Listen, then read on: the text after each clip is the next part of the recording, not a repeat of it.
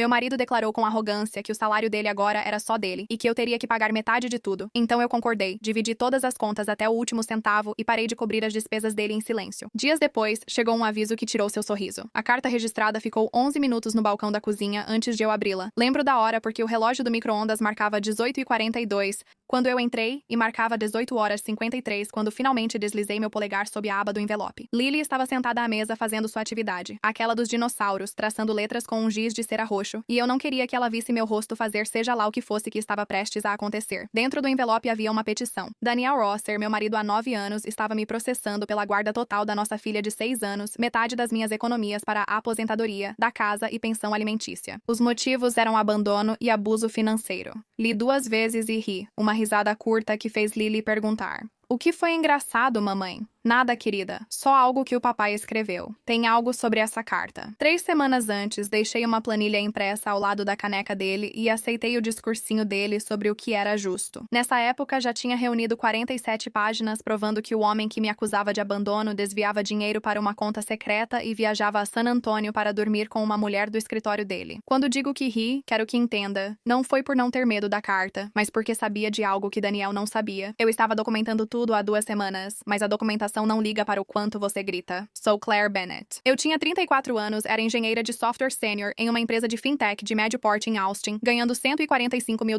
por ano. Daniel, 36 anos, atuava em vendas regionais em uma distribuidora de materiais de construção e recebia $78 mil.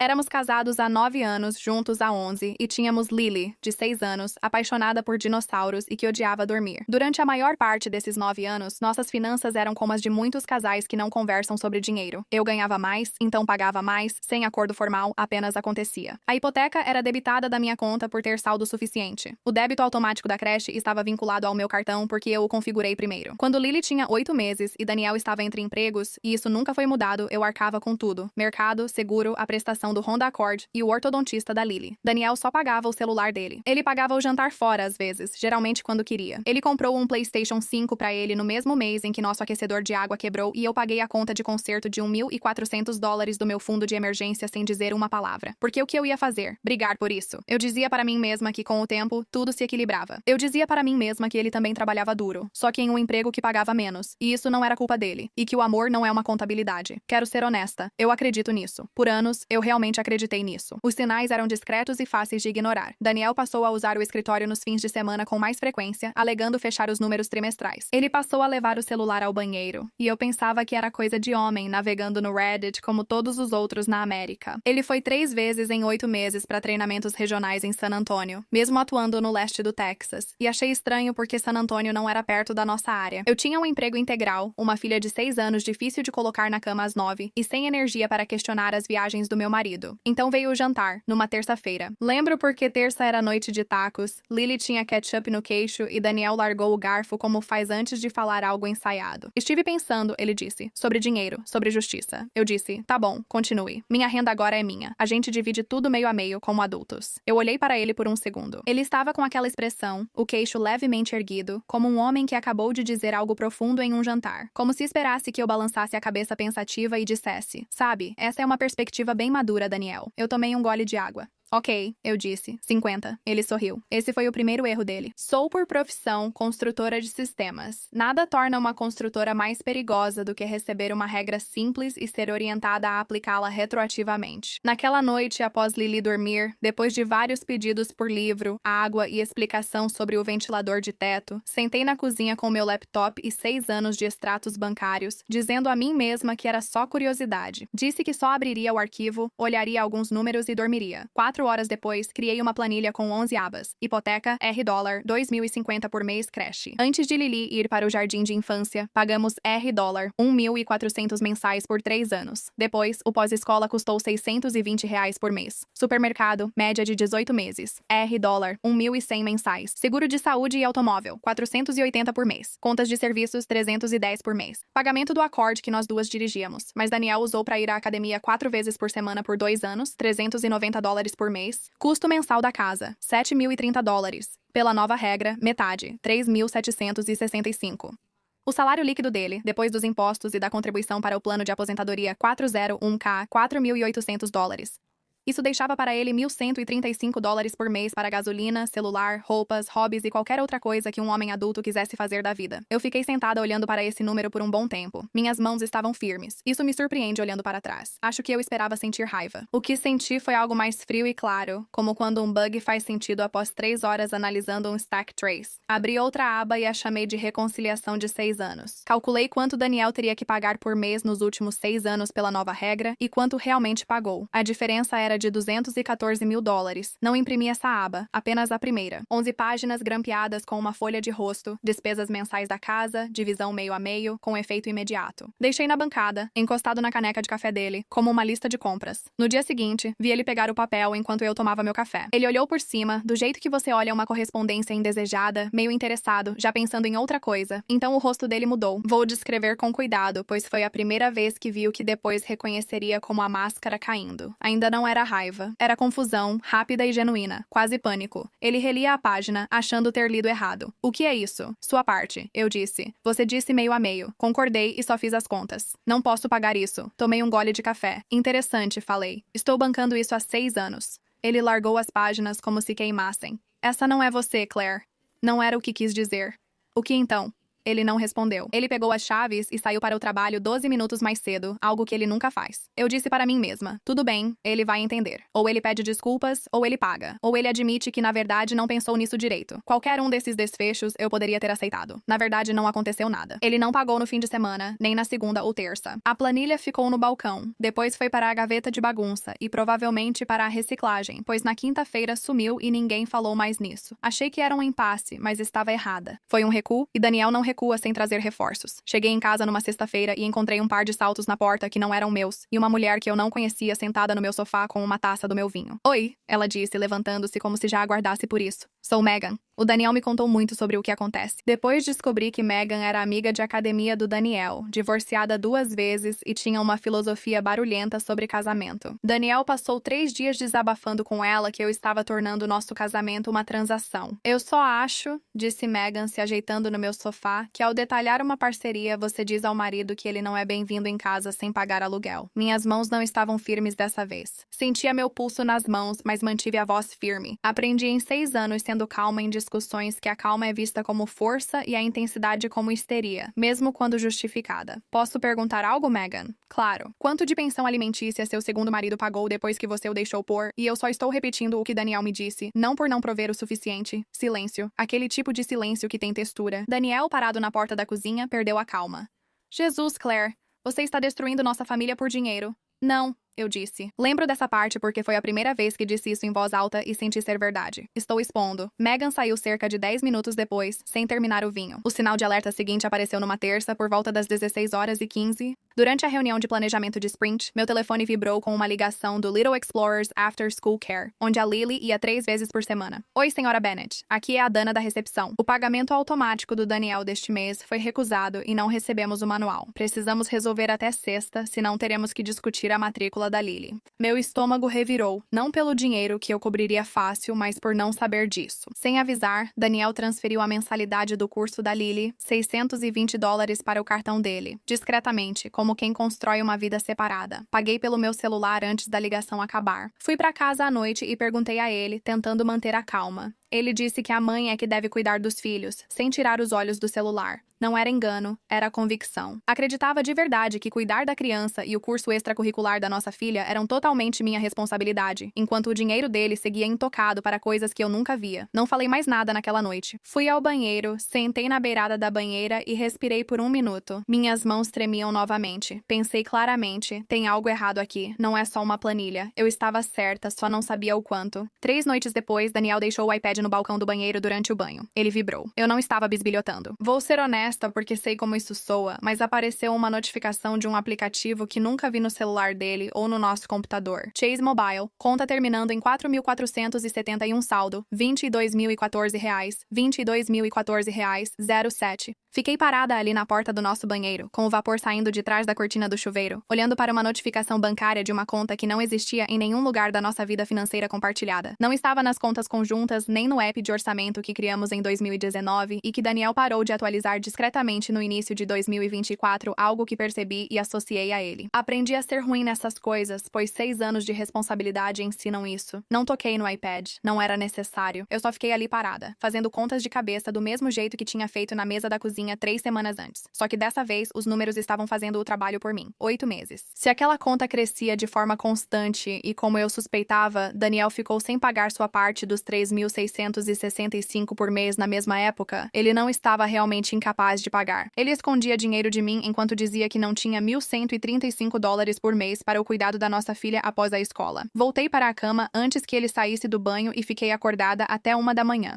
E em algum momento, perto da meia-noite, um pensamento surgiu que eu não conseguia tirar da cabeça. Se ele está escondendo dinheiro, o que mais ele está escondendo? Na manhã seguinte, enquanto Daniel estava no banho de novo, os hábitos de um homem são um presente para quem está investigando ele. Abri o aplicativo do Venmo no nosso iPad familiar compartilhado, aquele que nós dois usávamos para dividir contas com amigos. Eu disse para mim mesma que estava checando se ele tinha me reembolsado pelo pagamento da creche. Ele não tinha, mas descendo a tela, encontrei um nome que eu não reconhecia, salvo simplesmente como R. Um pagamento de $64 com a mensagem jantar. Um pagamento de $310 com a mensagem divisão de hotel Tetia X. Um pagamento com apenas um emoji de coração e sem mensagem nenhuma, de $45. 3 cobranças separadas de cerca de $1.100, rotuladas apenas com datas. E cada data, quando conferi com nosso calendário compartilhado, coincidia exatamente com uma das viagens de treinamento regional do Daniel para San Antônio. Sentei no chão frio do banheiro, tive arrepios e tirei capturas de tela delas. Minhas mãos tremiam tanto que as 3 primeiras fotos ficaram borradas. Tive que apoiar o iPad no meu joelho para conseguir mantê-lo firme. Depois, enviei tudo para o meu irmão, Marcos, que trabalha com TI. E desde que éramos crianças, sempre teve um talento quase assustador para encontrar coisas na internet que as pessoas não querem que sejam encontradas. A resposta dele chegou às 2h14 da manhã. Eu descobri quem é R. Senta. Ryan Mercer, diretora sênior de marketing na empresa do Daniel, tem cerca de 35 anos e trabalha no escritório de San Antônio. Seu LinkedIn mostrou promoção para o cargo 9 meses antes. 9 meses, justo quando a viagem de treinamento começou.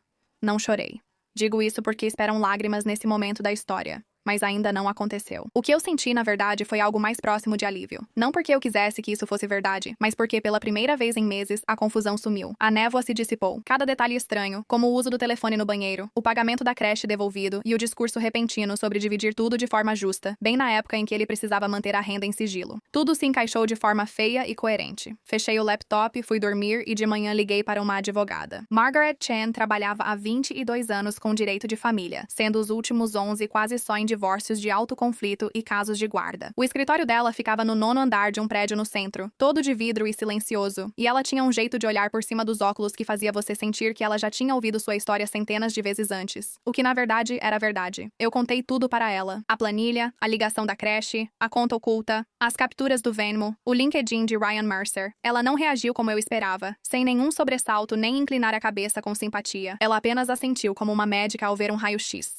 A conta oculta é relevante, o caso extraconjugal também, disse ela. Juízas não devem considerar adultério na divisão de bens no Texas, mas isso afeta a credibilidade, que é importante diante de uma juíza. Vou te dizer qual é sua carta mais forte, mas não é o caso. Qual é? 6 anos de desequilíbrio financeiro, seguidos de uma exigência repentina e unilateral de divisão igualitária que ele nunca quis cumprir. Isso não é mera discordância conjugal, e sim um padrão, e padrões convencem juízas. Ela me orientou a agir normalmente, reunir informações e esperar. Não confronte agora, pois ao fazê-lo, ele começa a pensar como um réu. Ele ignora que você sabe, e isso é sua maior vantagem. Não desperdice. Assim, por 2 semanas, preparei o jantar, perguntei ao Daniel sobre seu dia e deixei que ele me beijasse na testa. E toda noite, depois que ele adormecia, tinha passado a dormir como alguém sem peso na consciência, algo que hoje vejo como um sinal. Copiei outro extrato e captura de tela, mais uma peça do quebra-cabeça. Margaret me apresentou a David Park, contador forense com quem já trabalhou em vários casos. O David pegou minha planilha de 11 abas e a movimentação da conta secreta do Daniel e transformou tudo em algo claro para um juiz ler e entender em 15 minutos. Ele fez uma linha do tempo única. 6 anos de contribuição para a casa de um lado e 8 meses de economias e transferências via Venmo para R do outro. Tudo alinhado mensalmente. David me disse na nossa segunda ligação que isso era o mais claro possível e lembro que ele falou quase com delicadeza, como se lamentasse. A maioria dos cônjuges esconde dinheiro de forma descuidada. Seu marido foi descuidado em tudo. Margaret também acionou Tom Bricker, detetive particular particular licenciado que ela recorria apenas quando necessário. Inicialmente hesitei, achando exagero, como em seriado de TV, mas Margaret foi direta. Se isso for a julgamento, o que vi no iPad dele é prova por ouvir dizer que o advogado do seu marido desfaz em 30 segundos, já o relatório de um investigador licenciado é diferente. Tom confirmou em 4 dias o que eu já sabia. Ryan Mercer constava no contrato de aluguel de imóvel em San Antonio nas mesmas datas de 2 viagens de treinamento do Daniel. Um extrato de cartão de crédito, obtido depois por intimação judicial depois que a petição foi protocolada, com a ajuda de Margaret, prova a terceira reserva do Airbnb paga pela conta secreta do Chase final 4.471. Quando recebi o relatório do Tom, eu já tinha 6 anos de extratos bancários. Uma linha do tempo de contabilidade forense, 3 capturas do Venmo, o relatório de um detetive particular e registros da creche mostrando o pagamento devolvido e a recusa do Daniel em pagá-lo. Margaret leu tudo em uma tarde, me olhou e disse: "Agora esperamos ele agir e então agimos antes." A jogada veio mais rápido do que eu esperava. Na quarta, Daniel anunciou casualmente, mexendo no celular no jantar enquanto Lily falava de um tricerátopo que teria outra conferência. San Antonio, saindo sexta de manhã e voltando domingo à noite. Meu estômago revirou, mas falei tranquilo. Divirta-se. Ele olhou surpreso, como se esperasse uma briga que não veio. Ele beijou minha testa antes de pegar um suco para a Lily.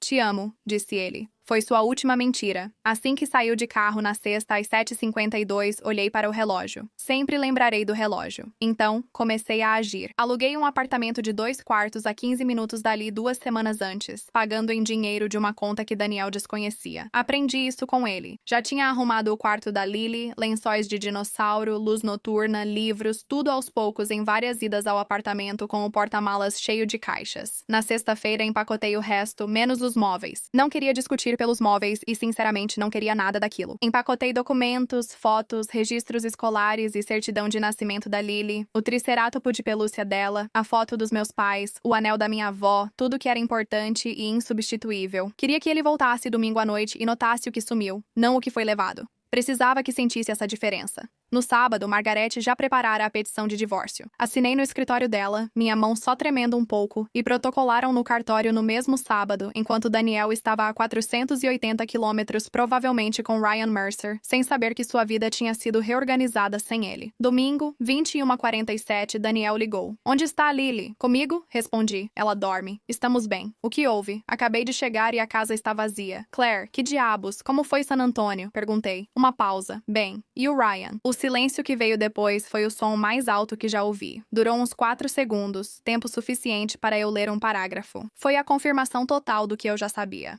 Ele sabia que eu sabia, e sabia que eu sabia que ele sabia. Não havia mais o que fingir. "Não é o que você está pensando", ele disse. Eu disse: "É exatamente o que estou pensando." Pela primeira vez nessa aprovação, minha voz falhou. Não por tristeza, mas pelo alívio de finalmente dizer isso em voz alta após semanas de silêncio. 3 reservas no Airbnb, US$ 3.400 via Venmo, jantar, hotel dividido, emoji de coração, Daniel. "Tenho tudo isso." "Claire, você usou o dinheiro que ganhei para passar fins de semana com outra mulher, enquanto dizia que não podia pagar o pós-escola da sua filha." Ele ficou em silêncio. "Boa noite, Daniel," eu disse e desliguei. Admito que a carta registrada, o processo de custódia e as acusações de abandono e abuso financeiro me abalaram por cerca de 1 hora. Mesmo sabendo que isso estava por vir, mesmo sabendo que quase certamente foi ideia da advogada dele, uma estratégia de controlar a narrativa que eu descobriria depois ser tristemente comum, ver aquelas palavras associadas ao meu nome fez meu peito apertar. Liguei para a Margaret. Ela não parecia preocupada, o que me fez sentir pior e melhor ao mesmo tempo. "Quem entra com o processo primeiro não vence, Claire. Quem tem as melhores provas vence, e nós temos as melhores provas." O que Margaret mandou para a advogada do Daniel naquela semana foi, segundo ela mesma, nada sutil. Pacote de provas com 47 páginas e 6 anos dos registros financeiros conciliados de David Park, revelando claramente quem financiou a família e quando Daniel passou a não conseguir pagar. 8 meses antes, no mês em que a conta do Chase com final 4.471 foi aberta. Extratos bancários da conta, obtidos por meio da produção formal de provas, após o protocolo da petição, mostram 22.014,077 em transferências constantes desviadas do salário. Registros do Venmo, relatório dos investigadores de Tom Bricker e documentos do contrato de aluguel de San Antonio mostram que as datas das viagens de Daniel foram comparadas aos relatórios de despesas, e 2 das 3 viagens nem foram aprovadas pelo empregador, pois não eram para a empresa. Dana, da Little Explorers, a pedido de Margaret, forneceu declaração confirmando o débito automático recusado, a data e uma nota sobre a ligação em que Daniel disse não considerar o cuidado infantil sua responsabilidade financeira. A última página do pacote tinha um parágrafo. Lembro da frase final porque a Margaret leu para mim ao telefone antes de enviar e pedi que lesse 2 vezes. As alegações de abandono e abuso financeiro feitas por Daniel Hosser são diretamente contraditas por provas documentadas ao longo de 6 anos, incluindo evidências de seus próprios bens não declarados, relacionamento romântico não divulgado e recusa em prover financeiramente para a criança menor em questão. A peticionária respeitosamente solicita que o tribunal considere formalmente os anexos incluídos designados de A até Ypres antes de qualquer outro procedimento. 25 anexos de A até Ypres. Na sexta-feira, 5 dias após o envio do pacote, Daniel já havia demitido o advogado. Não sei o que foi dito na conversa, nem consigo imaginar. Nenhum advogado quer entrar em um tribunal acompanhando um cliente cujos próprios registros bancários provam que ele está mentindo. Na semana seguinte, Ryan Mercer bloqueou Daniel em quase todas as plataformas que Tom Bricker encontrou, o que, pelo trabalho de Tom, eram praticamente todas. Ouvi de terceiros do escritório do Daniel que Ryan procurou o RH antes dele e apresentou tudo como um fim ruim de um relacionamento consensual. O que, considerando que a empresa tinha uma política bastante rígida sobre liderança sênior e subordinados diretos, era relevante, já que Ryan supervisionava os relacionamentos com fornecedores na região do Daniel, o que aparentemente foi considerado próximo o suficiente e resultou, pelo que me disseram, em um desligamento em comum acordo para os dois dentro de um mês. Eu não sei todos os detalhes disso e, sinceramente, parei de querer saber. 2 semanas após enviar as 47 páginas, ouvi 3 batidas suaves na porta do meu apartamento às 11 da noite de terça. Lily dormia no fim do corredor. Olhei pelo olho mágico e vi Daniel, mais magro do que lembrava, o que me surpreendeu. Era como se as últimas 6 semanas tivessem levado algo dele. Ele vestia a mesma jaqueta cinza da Patagônia do nosso primeiro encontro, 11 anos atrás, o que parecia o detalhe mais triste ou mais significativo da noite, e eu não sabia qual. Abri a porta, mas não me afastei para deixá-lo entrar. Não estou aqui para brigar, ele disse. A voz dele estava baixa, sem emoção. Toda a encenação, o ar confiante à mesa, o papel de marido ferido e até o pânico com a planilha na primeira manhã, tudo havia sumido. O que sobrou parecia alguém que eu nunca conheci de verdade em 9 anos de casamento. Ele me contou tudo. A conta ele tinha aberto há 8 meses, depois que um colega de trabalho mencionou um fundo paralelo que mantinha escondido da esposa, e Daniel pensou nas palavras dele que seria só para ele, só dessa vez. 3 viagens, todas reais e com Ryan, parcialmente pagas com o dinheiro que ele afirmou não ter. Ele não tentou esconder nada disso. Acho que ali, ele já não tinha mais energia para mentir. Tirou algo do bolso e colocou na mesa perto da porta.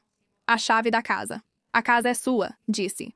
Não vou brigar pela guarda. Conversei com outro advogado para pedir conselho, e ele disse que eu não tinha chance, não depois de tudo. Ele quase sorriu, mas não de verdade. Só quero ver a Lily, só por isso vim pedir. Olhei para a chave por um tempo e a peguei. Falei sobre um cronograma pela Margarida. A Lily ainda precisa do pai, da presença dele de qualquer jeito. Foi o gesto mais generoso que pude, de verdade. Acho que ambos sabíamos disso. Ele assentiu, se virou e foi para o elevador. Observei enquanto partia, sem olhar para trás. O divórcio saiu em abril. Fiquei com a casa. Daniel não contestou. E, considerando o que os registros do David Park mostravam sobre quem realmente tinha pago por ela durante 9 anos, Margaret disse que nenhum juiz teria decidido diferente, mesmo que ele tivesse contestado. De qualquer forma, vendi a casa 3 meses depois. Fantasmas demais naquela cozinha. Lily e eu mudamos para um lugar menor, perto da escola dela, com um quintal só para o trampolim que ela queria desde os 4 anos. Daniel a vê em fins de semana alternados e é melhor com ela do que eu esperava. Como se perder tudo tivesse mostrado o que ainda restava a perder. Ele agora aluga um apartamento de um quarto do outro lado da cidade. Da última vez que soube, ele tinha começado a fazer terapia, o que eu realmente espero que ajude ele, daquele jeito distante e despreocupado que você torce para que o voo de um estranho não atrase. Dos 22 sodders e 14 bens móveis que eu tinha, metade ficou comigo após o acordo de divisão de bens. Além do que a perícia contábil constatou, ele devia contribuições atrasadas. Coloquei esse dinheiro no fundo para a faculdade da Lily. Parecia a única coisa sensata a fazer. Algumas semanas atrás, do nada, enquanto fazíamos panquecas em formato de dinossauro numa manhã de sábado, Lily me perguntou: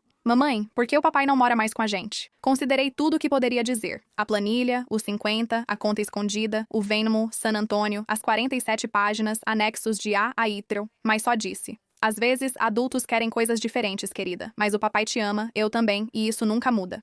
Ela assentiu, satisfeita, e perguntou se podia colocar gotas de chocolate nas panquecas dela também. Eu disse que sim. Obviamente, eu disse que sim. Daniel queria que a renda dele fosse só dele, separada, protegida, intocável dele. Ele conseguiu exatamente isso. O restante nunca foi realmente dele pra ficar.